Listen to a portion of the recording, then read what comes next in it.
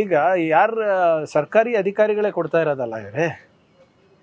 ಈಗ ಕಾಂಗ್ರೆಸ್ ಪಕ್ಷ ಅಥವಾ ಬೇರೆ ಯಾರನ್ನ ನಮ್ಮ ಕಾರ್ಯಕರ್ತರು ಕೊಡ್ತಾ ಇದ್ರೆ ನಿಮ್ಗೆ ಪ್ರಾಬ್ಲಮ್ ಇರಬೇಕು. ಈಗ ಸರ್ಕಾರಿ ಅಧಿಕಾರಿಗಳು ಕೊಡ್ಲಿಕ್ಕೆ ಆಗೋದಿಲ್ಲ ಅಂದರೆ ಏನು? ಈಗ ಒಂದು ಮತದಾರ ಪಟ್ಟಿಯ ಪರಿಷ್ಕರಣೆ ನಡೀತಾ ಇದೆ. ಯಾರು ನಾಗರಿಕರಿದ್ದಾರೆ, ಯಾರು ಅರ್ಹರಿದ್ದಾರೆ, ಅವರಿಗೆ ನಾವು ಮತದಾರರ ಪಟ್ಟಿನಲ್ಲಿ ಸೇರಿಸ್ಬೇಕು. ಅದು ನಮ್ಮ ಆದ್ಯ ಕರ್ತವ್ಯ ಆಗಿದೆ. ಅದನ್ನು ಪರಿಷ್ಕರಣೆ ಮಾಡಿಬಿಟ್ಟು ಒಂದು ಉತ್ತಮವಾದಂಥ ಪಟ್ಟಿ ಬಿಡುಗಡೆ ಮಾಡೋದು ಎಲೆಕ್ಷನ್ ಕಮಿಷನ್ ಅವ್ರದ್ದು. ನಾವು ಕೊಟ್ಟ ತಕ್ಷಣವೇ ಇವರೆಲ್ಲ ಒಪ್ತಾ ಇದ್ದಾರಾ? See, there is a process. ಈಗ ಇದಕ್ಕೆ ನಾವು ಇಲ್ಲಿಗಲ್ ಇಮಿಗ್ರೆಂಟ್ಸಿಗೆ ಮಾಡ್ತಾ ಇದ್ದೀವಿ, ಬಾಂಗ್ಲಾದೇಶಿಗೆ ಕೊಡ್ತಾ ಇದ್ದೀವಿ, ಏನಾದರೂ ಕಾಮನ್ ಸೆನ್ಸ್ ಇಟ್ಟು ಮಾತಾಡ್ತಾರಾ ಬಿ ಜೆ ಪಿಯವರು? ಮೊನ್ನೆನೂ ಕೂಡ ಹೇಳಿದ್ದೀನಿ, ನಮ್ಮ ರಾಜ್ಯ ಯಾವ ಅಂತಾರಾಷ್ಟ್ರೀಯ ಗಡಿಗೆ ಹತ್ತಿದೆ ಹೇಳಿವ್ರೆ? ಬಾಂಗ್ಲಾದೇಶಿ ಬಂದರು, ಎಲ್ಲಿಂದ ಬರ್ತಾ ಇದ್ದಾರೆ ರೀ? ವೆಸ್ಟ್ ಬೆಂಗಾಲಲ್ಲಿ ನಿಮ್ಮದೇ ಆಡಳಿತ. ಅಮಿತ್ ಶಾ ಅವರು ನಿಮ್ಮ ಹೋಮ್ ಮಿನಿಸ್ಟರೇ. ಮಧ್ಯಪ್ರದೇಶ್ ಬರ್ತದೆ, ಉತ್ತರ ಪ್ರದೇಶ್ ಬರ್ತದೆ, ಆಂಧ್ರ ಪ್ರದೇಶ್ ಬರ್ತದೆ, ಒರಿಸ್ಸಾ ಬರ್ತದೆ, ಬಿಹಾರ್ ಬರ್ತದೆ.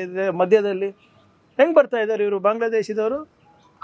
ಸುಮ್ಮನೆ ಏನೋ ಮಾತಾಡಬೇಕು, ಸಮಾಜದಲ್ಲಿ ಆತಂಕ ಸೃಷ್ಟಿ ಮಾಡಬೇಕು, ಅದು ಸರಿಯಲ್ಲ. ನಿಮ್ಮ ಪರ್ಮನೆಂಟ್ ರೆಸಿಡೆನ್ಸಿ ಸರ್ಟಿಫಿಕೇಟ್ ಕೊಡ್ತಾ ಇರೋದು ಸರ್ಕಾರಿ ಅಧಿಕಾರಿಗಳು. ನಿಮ್ಗೇನಾದರೂ ತೊಂದರೆ ಇದ್ರೆ ಅದನ್ನ ಪ್ರೂವ್ ಮಾಡಿ ವಾಸ ಮಾಡ್ತಾ ಕೊಡ್ಬೇಕಲ್ಲ. ವಾಸ ಪ್ರಮಾಣ ಶಾಶ್ವತ. ಈಗ ಇಫ್ ಯು ಆರ್ ನಿಮ್ಮ ಯಾವುದು ನಿಮ್ಮ ಲಾಜಿಕಲ್ ಡಿಸ್ಕ್ರಪೆನ್ಸೀಸ್ನಲ್ಲಿ ಹೆಂಗೆ ತೆಗಿತಾ ಇದ್ದಾರೆ ಹೇಳಿ? ಆಮೇಲೆ ಎಲ್ಲಿ ಕೊಡಬಾರ್ದಂತ ಎಲ್ಲಿದೆ? ಈಗ ವೆಸ್ಟ್ ಬೆಂಗಾಲಲ್ಲಿ ನೋಡಿದ್ರಲ್ಲ, ಸುಮಾರು 1 ಕೋಟಿ ಜನರಿಗೆ, ನಾಗರಿಕರಿಗೆ ಏಕಾಏಕಿ ತೆಗೆದುಬಿಟ್ರು. ನೀವು ಪಾಸ್ಪೋರ್ಟು, ನಿಮ್ಮ ಸಿಟಿಸನ್ಶಿಪ್ ಪ್ರೂವ್ ಮಾಡಲ್ಲ ಅಂತೀರಾ, ಆಧಾರ್ ಕಾರ್ಡು ಅಂತ ಇಲ್ಲ, ನಿಮ್ಮ ರೆಸಿಡೆನ್ಸಿ ಸರ್ಟಿಫಿಕೇಟು ಇಲ್ಲ ಅಂತೀರಾ, ಬ್ಯಾಂಕ್ ಅಕೌಂಟ್ ಕೊಟ್ಟರೆ ಅದೂ ಇಲ್ಲ ಅಂತೀರಾ.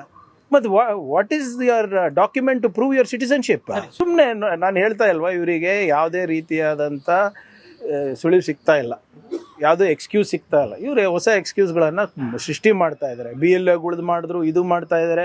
ನ್ಯಾಷನಲ್ ಥ್ರೆಟ್ ಅಂತೆ ಇದು ರೀ. We are a state government, ಜವಾಬ್ದಾರಿ ಅಂತ ರಾಜ್ಯ ಸರ್ಕಾರ. ನಾವು ನಮಗೆ ನ್ಯಾಷನಲ್ ಥ್ರೆಟ್ ಅಂತ ಹೇಳ್ತೀರ, ನಾಚಿಕೆ ಬರಲ್ವಾ ಬಿ ಜೆ ಪಿಯವರಿಗೆ? ಏನು ನಮಗೇನು ಕಾನೂನು ಅನ್ನೋದು ಗೊತ್ತಿಲ್ವಾ? ಸಂವಿಧಾನ ಅನ್ನೋದು ಗೊತ್ತಿಲ್ವಾ ನಮಗೆ? ಇವೆಲ್ಲ ನೋಡಿ ಅವರಿಗೆ ಮನವೊಲ್ಸಕ್ಕೆ ಮಾಡ್ತಾರೆ. ನಾನು ಹೇಳಿದ್ದೀನಿ ನೋಡಿ, ಇವೆಲ್ಲನೂ ಕೂಡ ಅವರ ಸ್ಟ್ಯಾಂಡರ್ಡ್ ಆಪ್ರೇಟಿಂಗ್ ಪ್ರೊಸೀಜರು. ವೆಸ್ಟ್ ಬೆಂಗಾಲ್ನಲ್ಲೂ ಇದೇ ಮಾಡಿದ್ರು. BLOಗಳ ಮೇಲೆ ಆಪಾದನೆ ಮಾಡಿದ್ರು, ಮಮತಾ ಬ್ಯಾನರ್ಜಿ ಅವ್ರ ಸರ್ಕಾರದ ಮೇಲೆ ಆಪಾದನೆ ಮಾಡಿದ್ರು, CEC ಹತ್ರ ಹೋಗಿ ನಾಟಕ ಮಾಡಿದ್ರು. ಅದಾದಮೇಲೆ SIR ಬಂತು. CEC ಅವ್ರು ಏನು ಮಾಡಿದ್ರು? ಲಾಜಿಕಲ್ ಡಿಸ್ಕ್ರಪೆನ್ಸಿ ಅಂತ ತಂದುಬಿಟ್ರು. ಅದರಲ್ಲಿ ಇರೋರು ಬರೋರಿಗೆ ಎಲ್ಲರಿಗೂ ಕೂಡ ಹೊರಗೆ ಹಾಕ್ಬಿಟ್ರು. ಅದೇ ಒಂದು ಪ್ರಕ್ರಿಯೆ ಇಲ್ಲೂ ಮಾಡ್ತಾ ಇದ್ದಾರೆ. ಅದಕ್ಕೆ ನಾವು ಮುಂಜಾಗ್ರತವಾಗಿ ನಾವು ಮಾಡ್ತಾ ಇದ್ದೀವಿ. ಈ ಕೇರಳನಲ್ಲಿ ಚುನಾವಣೆ ಸಂದರ್ಭದಲ್ಲಿ ಪಂಚಾಯತ್ ಕಡೆಯಿಂದ ವಾಸಸ್ಥಳ ಏನು ನಿಮ್ಮ ವಾಸುವ ಸರ್ಟಿಫಿಕೇಟ್ ಕೊಟ್ಟಿಲ್ವಾ? ಅವ್ರು ನೋಡಿ, ನಮ್ಮ ಪ್ರಶ್ನೆಗಳಿಗೆ ಉತ್ತರ ಕೊಟ್ಟಿದ್ರೆ ಇದು ಅಗತ್ಯನೇ ಇರ್ತಾ ಇರಲಿಲ್ಲಲ್ಲ ಸರ್. 12 ಪ್ರಶ್ನೆಗಳು ಕೇಳಿದ್ದೀವಿ, ಅದರಲ್ಲಿ ಇದೂ ಒಂದು. ಇವರು ಕರೆಕ್ಟಾಗಿ ನಮಗೆ ಹೇಳಿದಿದ್ರೆ ನಾವು ಯಾಕೆ ಮಾಡ್ತಾ ಇದ್ವಿ? ಕ್ಲಾರಿಟಿ ಇದೆಯಾ ನಿಮ್ಗಾನ? ಕ್ಲಾರಿಟಿ ಇದೆಯಾ ಹೇಳಿ ಸರ್? ನಂದು ಬಿಟ್ಬಿಡಿ, ನಿಮ್ಗಾನ ನಮ್ಮ ಮಾಧ್ಯಮ ಸ್ನೇಹಿತರಿಗೆ SIR ಬಗ್ಗೆ ಕ್ಲಾರಿಟಿ ಇದೆಯಾ? ಪ್ರಕ್ರಿಯೆ ಬಗ್ಗೆ ಕ್ಲಾರಿಟಿ ಇದೆಯಾ? ನಿಮ್ದಾನ ಆಗಿದೆಯಾ? 2002ರಲ್ಲಿ ನೀವು ಎಲ್ಲಿದ್ರಿ? ಇವಾಗ ಎಲ್ಲಿದ್ದೀರಾ? ಇಲ್ಲ, ನೀವೇ ಪ್ರಯತ್ನ ಮಾಡಿ.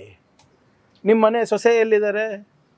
ನೀವು ನಿಮ್ಮ ಅಕ್ಕಗೋ ತಂಗಿಗೋ ನೀವು ಮದುವೆ ಮಾಡಿ ಬೇರೆ ಊರಿಗೆ ಕಳಿಸಿರ್ತೀರಾ, ಅವ್ರ ಪರಿಸ್ಥಿತಿ ಏನಿದೆ ದಯವಿಟ್ಟು ತಿಳ್ಕೊಳ್ಳಿ. ಸುಮ್ಮನೆ ಈ BJPದವ್ರು ಹೇಳಿದಲ್ಲೇ ಸರಿ ಅಂತಲ್ಲ. ನೀವಲ್ಲ, ಅವ್ರು ಹೇಳಿದ್ದೆ ಸರಿ ಅಂತ ನಾವು ಒಪ್ಕೊಳಕ್ ರೆಡಿ ಇಲ್ಲ. ನೀವು ಹೇಳ್ತಾ ಇದ್ರ ಅಂತ ಹೇಳ್ತಾ ಇಲ್ಲ. ನೋಡಿ, ಘೋಷಣೆ ಯಾರು ಮಾಡಿಲ್ಲ, ಇದೇ ಪ್ರಸ್ತಾಪ ಚರ್ಚೆ ಮಾಡಿದ್ದಾರೆ ಅಂತ ಹೇಳಿದ್ರು CR ಪಾಟೀಲ್ ಸಾಹೇಬ್ರ ಜೊತೆ. ಅದಕ್ಕೆ ಯಾಕೆ ಇವರು ಇದು ನದಿ ಜೋಡಣೆ ಅಷ್ಟು ಸುಲಭದ ಕೆಲಸ ಹೇಳಿ? ನಮ್ಗೆ ಬರೋ ಪಾಲೇ ಇವಾಗ ಕಾನೂನು ಹೋರಾಟ ಮಾಡಿ ತಗೋತಾ ಇದ್ದೀವಿ. ಅದು ಕೃಷ್ಣ ಇರ್ಬೋದು, ಉಜ್ನಿ ಇರ್ಬೋದು, ಕಾಗಿನ ಇರ್ಬೋದು, ನಿಮ್ಮ ಕಾವೇರಿ ಇರ್ಬೋದು. ಸೊ ಏನೇ ಇದ್ರೂ ಕೂಡ ಇದು ನದಿ ಜೋಡಣೆ ವಿಚಾರ ಈಗ 20 ವರ್ಷ ಆಯ್ತಲ್ಲ, ಚರ್ಚೆ ಆಗ್ತಾನೇ ಇದೆ. ನೋಡೋಣ, ಫಸ್ಟ್ ನೀವು ಹೇಳ್ದಂಗೆ ನಮ್ಮ ಪಾಲು ನಮ್ಗೆ ಬರಲಿ, ಅದಾದ್ಮೇಲೆ ಇವೆಲ್ಲ ಶೀಘ್ರದಲ್ಲೇ ಆಗುತ್ತೆ. ಈಗ ಮುಖ್ಯಮಂತ್ರಿಗಳು ಭಾಳ ಸ್ಪಷ್ಟವಾಗಿ ಹೇಳಿದ್ದಾರೆ, ಕಾಂಗ್ರೆಸ್ ಅಧ್ಯಕ್ಷರು ಹೇಳಿದ್ದಾರೆ, ಇಂಥ ಸಂದರ್ಭದಲ್ಲಿ ಫುಲ್ ಫ್ಲೆಶ್ ಕ್ಯಾಬಿನೆಟು ಆದಷ್ಟು ಬೇಗ ಆದರೆ ಈ ಒಂದು ತುರ್ತು ಪರಿಸ್ಥಿತಿ ಥರ ಏನು ನಿರ್ಮಾಣ ಆಗ್ತಾ ಇದೆ, ಬರೋದಿರ್ಬೋದು ಅಥವಾ ನೆರೆದಿರ್ಬೋದು. ಸೊ ಒಂದು ಫುಲ್ ಫ್ಲೆಜ್ ಕ್ಯಾಬಿನೆಟ್ ಇದ್ದರೆ ಎಲ್ಲರಿಗೂ ಜವಾಬ್ದಾರಿ ಕೊಟ್ಟು ಬೇಗ ಒಂದು ಎಲ್ಲರಿಗೂ ಪರಿಹಾರ ಕೊಡ್ಬೋದು ಅಂತ ಇದೆ. So that is very clear. ಆಷಾಢಕ್ಕೆ ಮುಂಚೆ ಆಗ್ಬಿಡುತ್ತಾ ಅಂತ ಅಧಿಕಾರ ಇಲ್ಲ, ನಾನ್ ನಂಬಲ್ಲ. ಆದ್ರೆ ಅಧಿಕಾರ ಕೊಡ್ಬೇಕಾದ್ರೆ ತಗೋಬೇಕಾದ್ರೆ ಯಾರು ನೋಡ್ತಾರೆ ಅದು.